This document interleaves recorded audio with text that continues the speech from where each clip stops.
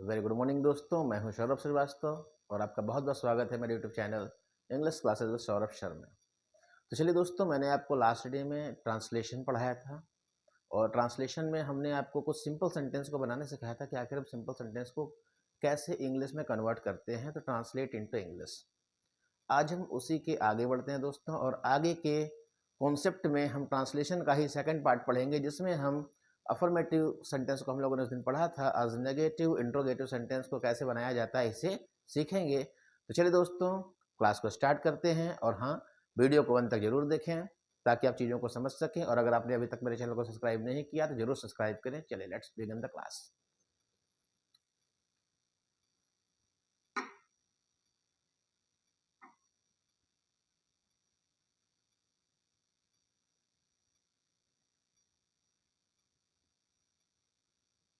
तो दोस्तों, टॉपिक है हमारी ट्रांसलेशन की, और ट्रांसलेशन पर कुछ बातें हमने आपको लास्ट डे में बताई थी, और वो बातें हमारी कुछ इस प्रकार से थी कि किसी भी वाक्य की इंग्लिश बनाते समय दोस्तों आपको केवल ध्यान देना है कि हमें वाक्य में सब्जेक्ट को ढूंढना है कि हमारे वाक्य का सब्जेक्ट कौन है। तो दोस्तों, सबसे पहले हमें अपने वाक्य में क्या ढूंढना है, हमने आपको बताया था सबसे पहले आपने सब्जेक्ट ढूंढना है।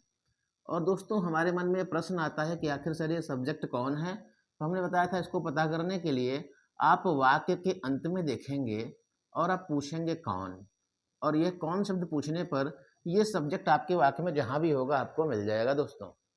फिर दूसरा काम दोस्तों हमने क्या करना है, दूसरे काम ने कि हमने बताया था आपको कि बस आपको कुछ नहीं करना है, बाकी सब आपको राइट से लेफ्ट यानी दाहिने से बाएं की ओर ले जाना है। राइट से लेफ्ट की ओर यानी दाहिने से बाएं की ओर। चलिए पहले इस पुराने वाले कॉन्सेप्ट को एक बार समझाते हुए आगे बढ़ते हैं दोस्तों। जैसे मैंने बताया कि इतिहास की पुस्तक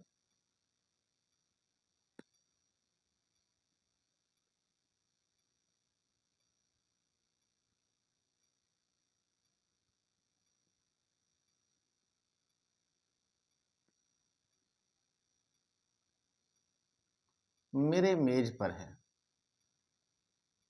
तो दोस्तों, हमारा सेंटेंस है कि इतिहास की पुस्तक मेरे मेज पर है, और इस वाक्य को हमें बनाना है। तो दोस्तों देखिए, किसी भी वाक्य को बनाने के लिए हमने कहा कि आप केवल सब्जेक्ट को ढूंढें और बाकी सब दाहिने से बाएं की ओर चले जाएं जब आपके वाक्य में क्रिया ना हो तो चलिए हम अंत में देखकर पूछते हैं कौन मेज पर है दोस्तों।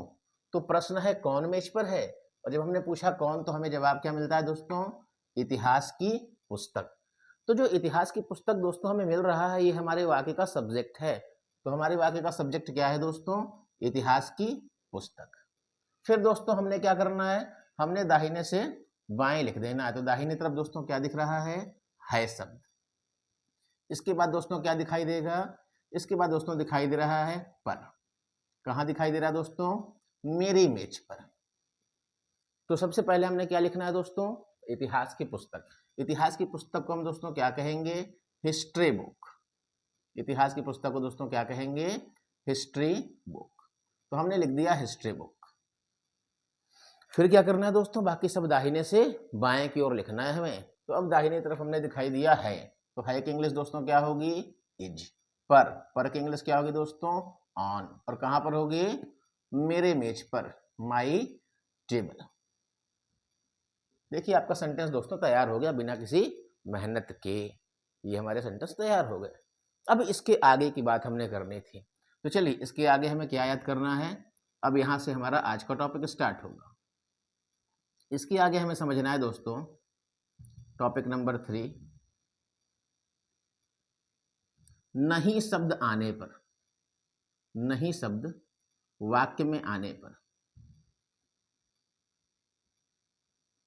तो अगर दोस्तों हमारे वाक्य में नहीं शब्द आ जाए तो हम क्या करेंगे, ऐसे वाक्य नेगेटिव सेंटेंस कहे जाते हैं दोस्तों। क्या कहे जाते हैं, नेगेटिव सेंटेंस। तो नहीं शब्द आने वाले दोस्तों सेंटेंस क्या कहलाते हैं, नेगेटिव सेंटेंस।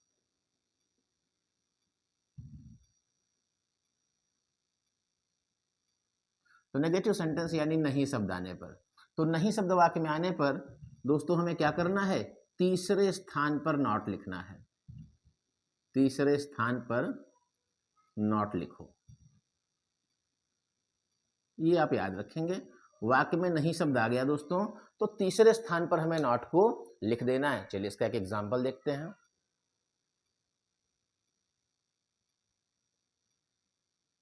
राधा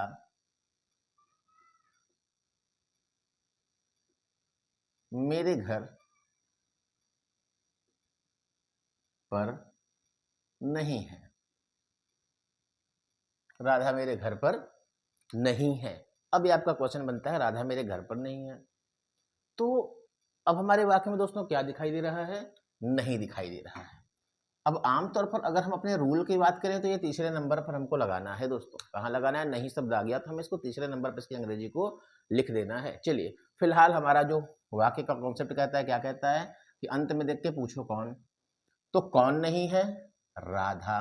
राधा क्या हो गई दोस्तों? सब्जेक्ट, और सब्जेक्ट को लिखते हैं वाक्य में सबसे पहले। तो अगर आपको वाक्य में सब्जेक्ट ढूंढना हो तो आप अंत में देखकर पूछ लोगे कौन, और आपको तुरंत सब्जेक्ट मिल जाएगा। तो आपने राधा लिख दिया। और बाकी दोस्तों क्या करना है? दाहिने से बाएं। तो आप देखोगे दाहिनी तरफ क्या है, तो देखिए ये हो गया। उसके बाएं पर नहीं हो गया। फिर दोस्तों पर की अंग्रेजी हो गई। कहाँ पर है? मेरे घर पर है। अब आपको ये लग रहा होगा कि मेरे घर के लिए सर दाहिने बाएं क्यों नहीं कर रहे? तो मैंने आपको बताया था कि यहाँ मेरा शब्द एक इशारा है। ये हम प्रोनाउन में आपको समझाएंगे कि possessive pronoun, relative pronoun, distributive pronoun, एक तमाम तरह के प्रोनाउन कौन कौन से होते हैं और क्यों ऐसा होता है कि हम नाउन के पहले इन प्रोनाउन का प्रयोग करते हैं। मैंने आपको समझाया था कि इशारा करने वाले जो प्रोनाउन होते हैं दोस्तों, इसे कभी भी नाउन के बाद न लगाकर नाउन के ठीक पहले लगाते हैं, क्योंकि ये गुण बता रहे हैं। तो राधा मेरे घर पर नहीं है, तो दोस्तों हमने सबसे पहले क्या लिखा? राधा। अंत में हमने देखा है की अंग्रेजी दोस्तों इज, नहीं की इंग्लिश दोस्तों नॉट, पर की इंग्लिश एट। कहां पर है? My home. Radha is not at my home. कुछ बच्चों को लग रहा होगा सर हाउस लिख देख के तो क्या हाउस बुरा होगा? दोस्तों होम छोटे घर के लिए होता है, एक परिवार के लिए, और हाउस बड़े परिवार के लिए होता है, मल्टी फैमिली के लिए। तो घर जिसमें केवल माता पिता और बच्चे रहते हैं उसे होम कहते हैं, और जिस घर में माता पिता, चाचा चाची, दादा दादी सब इंक्लूड रहते हैं उसे दोस्तों हाउस कहा जाता है। आप यहाँ हाउस भी लिख सकते हैं। तीसरी बात दोस्तों, सॉरी, चौथी बात दोस्तों, प्रश्नवाचक वाक्य। इसे कहते हैं दोस्तों इंट्रोगेटिव सेंटेंस। इसे दोस्तों क्या कहते हैं? Interrogative sentence. तो इंट्रोगेटिव सेंटेंस में क्या होता है याद रखें,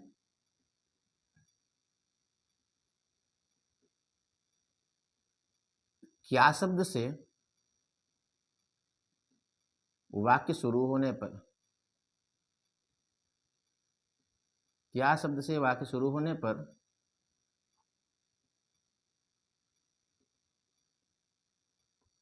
क्या की अंग्रेजी वाट न लिखो। अगर क्या शब्द दोस्तों हमारे वाक्य में आ जाए तो हम क्या शब्द की अंग्रेजी वाट को नहीं लिखते, या कह लीजिए क्या की अंग्रेजी लिखते ही नहीं। तो क्या करते हैं? सबसे पहले हेल्पिंग वर्ब, यानी जो आपके वाक्य के अंत में है उसे लिख दो। हेल्पिंग वर्ब दोस्तों क्या होता है? जो आपके टेंस के बारे में बताता है। जो हमारे टेंस के बारे में बताता है उसे दोस्तों हेल्पिंग वर्ब कहा जाता है। ये बताता है कि आखिर आप किस टेंस में हो, किसकी बात कर रहे हो। ठीक है दोस्तों, जैसे अब आपके वाक्य में यहाँ पर है शब्द आ रहा है, तो इस है शब्द की अंग्रेजी क्या है? Is, am are. और इज क्या है दोस्तों? ये प्रेजेंट टेंस में आता है। अभी टेंस की बात हमने जिक्र नहीं की है, क्योंकि अभी हमारे वाक्यों को बनाने के लिए किसी टेंस की आवश्यकता नहीं है। जब मैं टेंस के बारे में पढ़ाऊंगा तो बाकी 12 टेंसों के बारे में पढ़ाऊंगा और बारी बारी से इनके बारे में समझाऊंगा। अभी मैं आपको सिखा रहा हूँ कि बिना किसी टेंस की नॉलेज के आप वाक्य को कैसे बना सकते हो। अभी मैं सिंपल बता रहा हूँ, फिर मॉडल बताऊंगा और उसके बाद हम टेंस पर आएंगे। चलिए दोस्तों, तो हमने क्या पढ़ा? हमने पढ़ा कि इंट्रोगेटिव सेंटेंस का पहला पार्ट जिसमें कि क्या शब्द से वाक्य शुरू हो जाए। अगर दोस्तों वाक्य क्या शब्द से शुरू होता है तो ऐसे वाक्य कहलाते हैं डायरेक्ट इंट्रोगेटिव। डायरेक्ट इंट्रोगेटिव क्या होते हैं दोस्तों? डायरेक्ट इंट्रोगेटिव मतलब सीधा सीधा प्रश्न पूछना, और सीधा सीधा प्रश्न का मतलब होता है या तो उसका जवाब हाँ होता है या तो जवाब ना होता है। यानी अगर क्या से कोई प्रश्न पूछकर आप देख लीजिए, क्या आप मेरे घर आएंगे? हाँ। क्या आप मेरे घर आएंगे? नहीं। तो या तो हमारा जवाब हाँ होगा या तो जवाब नहीं होगा। क्या तुम रोज घर जाते हो? हाँ। क्या तुम रोज घर जाते हो? नहीं। तो या तो जवाब हाँ या तो जवाब जवाब नहीं। तो ऐसे प्रश्न जिनका जवाब सीधा सीधा हाँ या नहीं हो जाए दोस्तों, उसे हम डायरेक्ट इंट्रोगेटिव कहते हैं। तो अब हमें डायरेक्ट इंट्रोगेटिव अगर बनाना है तो याद रखें दोस्तों, हम क्या शब्द की अंग्रेजी को बिल्कुल भी नहीं लिखेंगे। जो शुरू में क्या आ रहा है हम उसकी अंग्रेजी न लिखकर जो अंतिम में हेल्पिंग वर्ब है हम उसकी अंग्रेजी को सबसे पहले लिख देंगे दोस्तों। ये हमारा रूल है। चलिए समझाता हूँ आपको कैसे। देखिए,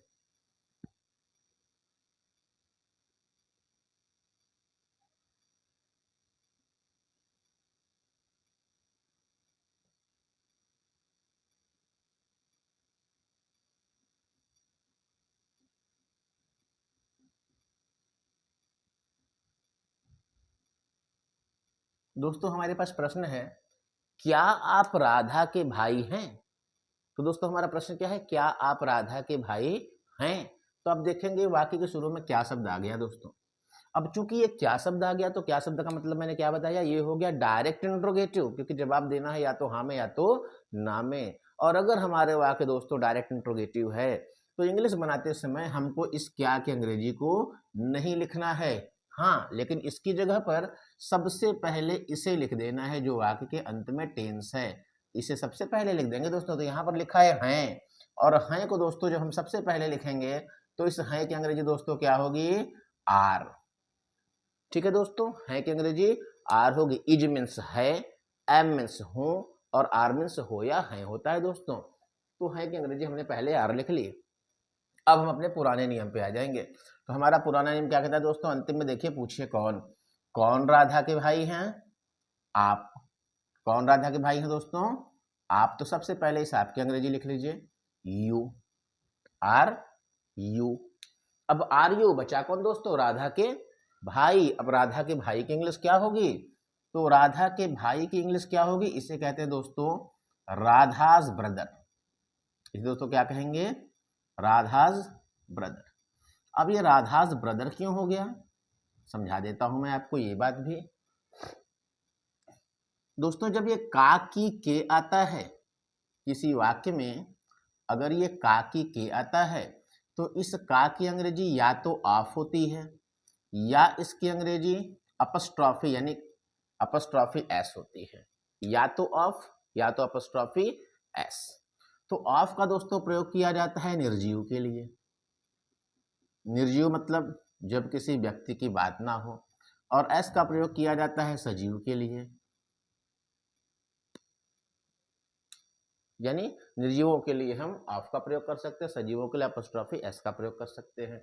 बस ध्यान क्या देना है दोस्तों, अब इसके बारे में मैं आपको यहाँ थोड़ा सा लाइन खींचकर समझा देता हूँ। जैसे हमने लिखा है राम का भाई, राम का भाई। अब हमें याद क्या रखना है कि अगर इस का की अंग्रेजी के पहले आप देखेंगे तो राम दिखेगा दोस्तों, और राम क्या है, राम एक सजीव व्यक्ति है। राम एक सजीव व्यक्ति है। अब चूंकि राम सजीव व्यक्ति है इसलिए इस का की अंग्रेजी दोस्तों कॉमा लगाकर ऐसे हो गया। अब चूंकि राम सजीव है तो इसलिए का की अंग्रेजी कॉमा लगाकर ऐसे हो गई। ये हमने बताया है, सजीव है तो कॉमा लगाकर एस, निर्जीव है तो ऑफ, किसके लिए, का की अंग्रेजी के लिए दोस्तों। अब ध्यान क्या देना है, अगर ये सजीव है तो पहले इस सजीव को लिखेंगे, फिर इस एस को लिखेंगे, और फिर इस तीसरे वाले को लिखेंगे जो उसके बाद में है। तो यहाँ पर दोस्तों बन गया ये राम कॉमा एस, और फिर हो गया ब्रदर। यहाँ हो गया राम्स ब्रदर। अगर वही हम कहेंगे कि भारत का इतिहास या भारत का नक्शा, भारत के लोग, तो इसे आप क्या कहेंगे दोस्तों। अब ये भारत तो सजीव तो है नहीं, तो इसे निर्जीव की कैटेगरी में गिना जाता है। ये एक नाम है, ये एक स्थान का नाम है भारत, तो ये निर्जीव की कैटेगरी में है दोस्तों। अगर निर्जीव है तो इस का की अंग्रेजी बन जाती है ऑफ, और याद रखेंगे अगर इसकी अंग्रेजी ऑफ बन गई है तो यहाँ का रूल थोड़ा सा उल्टा हो जाता है। पहले इस नक्शा की अंग्रेजी लिखेंगे, फिर इस ऑफ को लिखेंगे, और फिर इस को लिखते हैं दोस्तों। तो यहाँ पर क्या हो गया, पहले आप लिखेंगे नक्शा, नक्शा को कहते हैं दोस्तों मैप, दी मैप, फिर लिखेंगे ऑफ, फिर यहाँ पे आएगा तीसरे नंबर पर दोस्तों भारत, भारत यानी इंडिया। तो ये है इनकी कैटेगरी।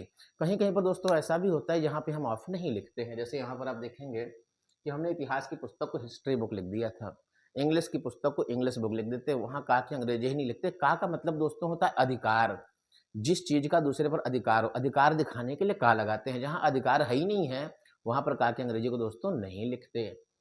तो ये आपके का के लिए दोस्तों बता दिया मैंने। चलिए अब आगे बढ़ते हैं, एक आख और एग्जाम्पल देता हूं क्या के।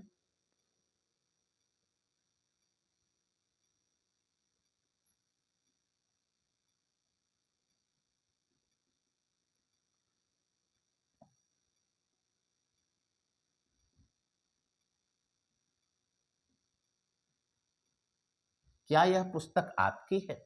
अब हमारे सामने क्वेश्चन आया, क्या यह पुस्तक आपकी है? तो दोस्तों सबसे पहले हमें क्या दिखाई दिया? क्या। और हमें पता है हम इसकी अंग्रेजी दोस्तों नहीं लिखते। क्यों नहीं लिखते? क्योंकि ये डायरेक्ट इंट्रोगेटिव, और डायरेक्ट इंट्रोगेटिव में शुरू वाले क्या की अंग्रेजी दोस्तों नहीं लिखी जाती है। तो हमने क्या किया भाई, इसकी जगह पे हमने आखिरी वाले को सबसे पहले लिख देना है। तो सबसे पहले दोस्तों इस है की अंग्रेजी को हमने लिख दिया, और है की अंग्रेजी दोस्तों क्या होती है? इज। जैसे ही हमने इसे लिखा, हम अपने कॉन्सेप्ट पर चले जाते हैं पुराने नियम पर। हमको अंत में देखना और पूछना है कौन, ताकि हमें सब्जेक्ट मिल जाए। तो हमने पूछा आपकी है, कौन आपकी है? यह पुस्तक। और अब दोस्तों ये यह पुस्तक आपको क्या मिल गया? सब्जेक्ट मिल गया। तो आपने तुरंत बाद लिख दिया इज दिस बुक। अब दोस्तों क्या बचा? आपकी। और आपको दोस्तों कहते हैं यू। आपको दोस्तों क्या कहते हैं? यू। और आपका यानी तुम्हारा, तुम्हारा के लिए योर हो जाता है। और इस की अंग्रेजी दोस्तों हो जाती है कॉमा लगाकर एस। तो इसे कहते हैं दोस्तों is this book yours. Is this book yours. आप इसे कॉमा लगाकर यस ना दिखा के ऐसे भी कर सकते हैं, इज दिस बुक योर्स। क्या ये पुस्तक आपकी है? अब आप इसे कॉमा लगाकर भी दिखा सकते हैं, बिना कॉमा लगाए भी दिखा सकते हैं।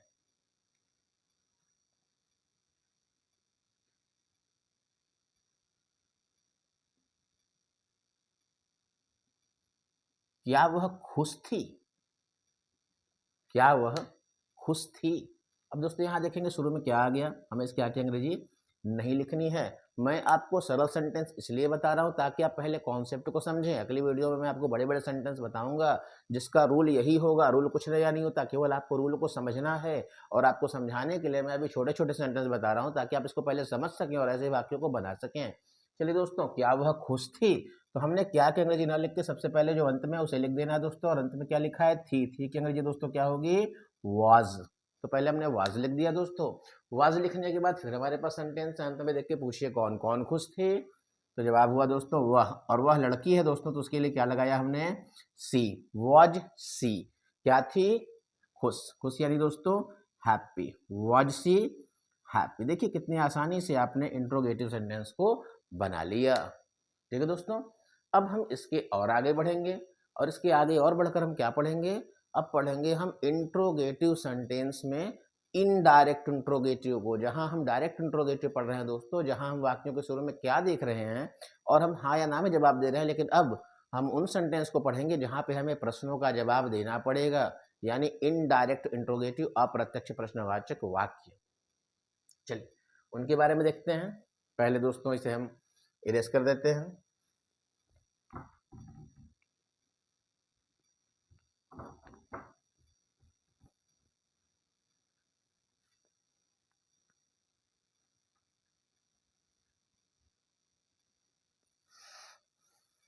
चलिए तो पहले मैं इनडायरेक्ट इंट्रोगेटिव के बारे में आपको एक बात बता दूं। यहाँ पर मैं आपको इनडायरेक्ट इंट्रोगेटिव का खांचा बना दे रहा हूं।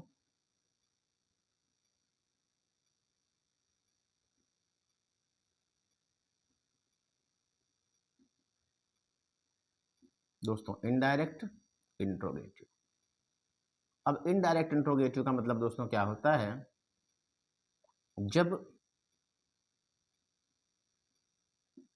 वाक्य के बीच में प्रश्नवाचक शब्द हो। जब वाक्य के बीच में प्रश्नवाचक शब्द हो। अब अगर आपके वाक्य के बीच में प्रश्नवाचक शब्द आते हैं दोस्तों, तो ऐसे वाक्य इनडायरेक्ट इंट्रोगेटिव कहे जाते हैं। तो इनको बनाने के लिए आप क्या करेंगे दोस्तों? इनको बनाने के लिए देखिए इनका रूल है। इनका रूल कहता है कि कोई नया नियम मैं आपको नहीं बताऊंगा। रूल कहता है कि सबसे पहले उस प्रश्नवाचक शब्द को लिखो।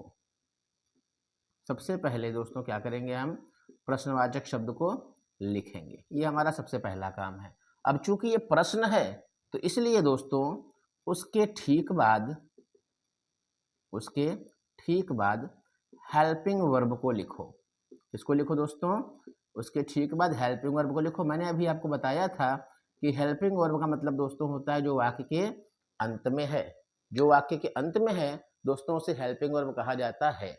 तो सबसे पहले दोस्तों हमें प्रश्नवाचक शब्द लिखना है और उसके ठीक बाद हमें हेल्पिंग वर्ब लिखनी है। हेल्पिंग वर्ब का मतलब मैंने बताया था जो वाक्य के बिल्कुल अंत में है, जो आपको टेंस के बारे में बता रहा है, वो हेल्पिंग वर्ब है।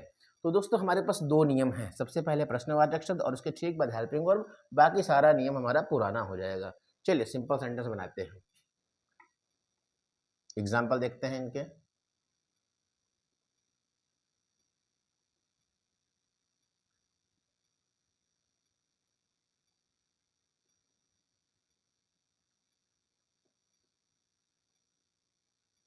उसने तुम्हारी पुस्तक,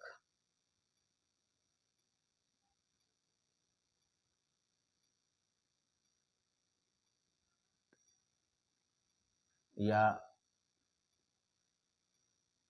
उसकी पुस्तक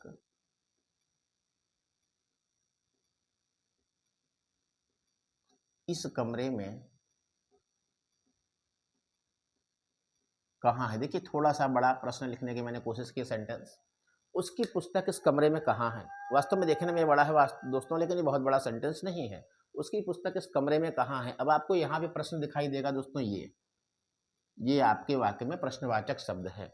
और हमारा रूल क्या कहता है दोस्तों? हमारा रूल कहता है कि अगर आपको प्रश्न दिख जाए दोस्तों तो हमको सबसे पहले उस प्रश्न को ही लिख देना है। तो सबसे पहले दोस्तों हमें किसे लिख देना है? इस प्रश्न को लिख देना है।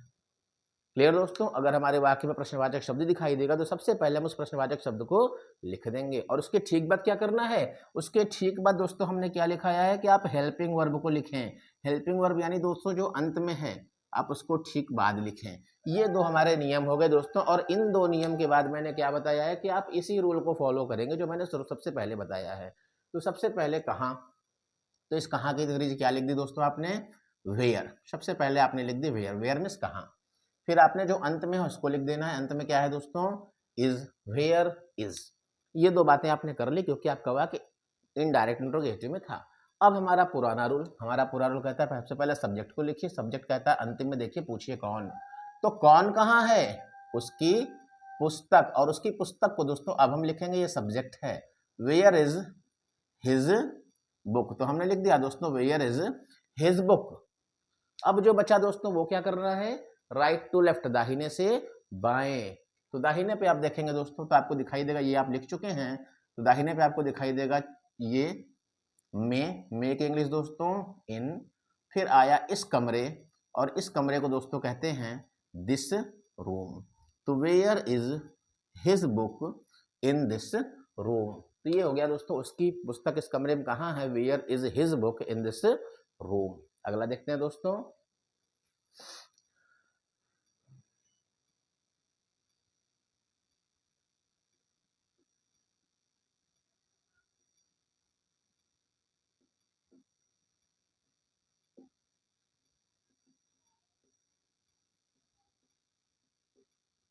तुम इस कमरे के बाहर क्यों थे? अब दोस्तों हमारे पास प्रश्न है तुम इस कमरे के बाहर क्यों थे। प्रश्न है क्यों थे। तो सबसे पहले दोस्तों हमने क्या सिखाया आपको कि जब भी हमारे वाक्य में प्रश्न दिखाई दे हम पहले उस प्रश्न को छांट कर लिख लेते हैं। सबसे पहला काम दोस्तों हमें इस प्रश्न को ही लिखना है जो इनडायरेक्ट इंट्रोगेटिव बता रहा है। तो सबसे पहले क्यों की इंग्लिश लिखनी है और इसके ठीक बाद दोस्तों क्या लिखना है? जो अंत में हो यानी हेल्पिंग वर्ब। तो हेल्पिंग वर्ब दोस्तों क्या है? था, थी, थे की अंग्रेजी। तो ये दो चीजें हमारे पास हो गई। ये दो हमने प्रश्नवाचक के लिए अलग से छांट लिए। अब हमने क्या करना है? अब हमने करना है कि वाक्य में सब्जेक्ट को ढूंढना है। सब्जेक्ट यानी वाक्य के अंत में देखो और पूछो कौन। तो अंत में बाहर क्यों थे, कौन बाहर था भाई? तुम। तो ये आ गया दोस्तों तीसरे नंबर पर। तो सबसे पहले आपको लिखना है थे की इंग्लिश दोस्तों होती है वर, WERE वर। वर मीन्स दोस्तों थे, वाज मीन्स था, वर मीन्स थे, तो वर। सॉरी दोस्तों, सबसे पहले क्यों की इंग्लिश लिखनी है। क्यों की इंग्लिश क्या होगी दोस्तों? वाई। फिर आपने थे की इंग्लिश लिखनी है। थे की इंग्लिश दोस्तों क्या होगी? वर। फिर आपको नियम कहता है कि सब्जेक्ट लिखना है। सब्जेक्ट के लिए आपने दोस्तों क्या ले लिया? You. Why were you, why were you. अब जो बचा दोस्तों दाहिने से बाएं, ये हमारा रूल कहता है जो बचा दाहिने से बाएं, तो दाहिनी तरफ क्या दिख रहा है दोस्तों, बाहर, आउट। ठीक है दोस्तों, आउट। आप इसे आउटसाइड भी कह सकते हैं, बाहर की ओर। तो वाई वर यू आउटसाइड। फिर आपको देखेंगे दोस्तों बाएं दिखेगा के की इंग्लिश दोस्तों क्या हुई, ऑफ। और किसके बाहर हैं, इस कमरे के, इसको दोस्तों कहते हैं दिस, और कमरे को कहते हैं रूम। तो why were you outside of this room. Clear दोस्तों, चीजें आपको समझ में आ रही होंगी। मैंने बताया आपको कि सबसे पहले अफर्मेटिव सेंटेंस बनाते समय सब्जेक्ट ढूंढिए, बाकी सब दाहिने से बाएं। फिर मैंने कहा अगर नेगेटिव सेंटेंस आ जाए, नहीं आ जाए, तो नहीं आने पर याद रखें तीसरे नंबर पर नोट लगा देना है दोस्तों। फिर मैंने बताया कि अगर क्या शब्द आ जाए, तो क्या शब्द के लिए सबसे पहले आपको अंतिम वाले हेल्पिंग वर्ब को सबसे पहले लिखकर बाकी पुराने नियम को ही फॉलो करना है। यानी हेल्पिंग वर्ब लिखने के बाद आपको सब्जेक्ट लिखना है, बाकी सब दाहिने से बाएं। और अगर आपके वाक्य में प्रश्न आ जाए, तो सबसे पहले दोस्तों हम उस प्रश्नवाचक शब्द को लिखते हैं, फिर अंतिम वाले हेल्पिंग वर्ब को, फिर सब्जेक्ट ढूंढकर बाकी सब दाहिने से बाएं दोस्तों। ठीक है, दाहिने से बाएं के लिए मैंने एक बात और बताई थी कि याद रखें अगर कोई नाम दिया हुआ है, नाउन दिया हुआ है, तो उस नाम के गुण को पहले लिखते हैं और उस नाउन को हमेशा बाद में लिखते हैं। उस जगह पे ये दाहिना बायां रूल काम नहीं करेगा दोस्तों। चलिए अब एक और सेंटेंस देखते हैं।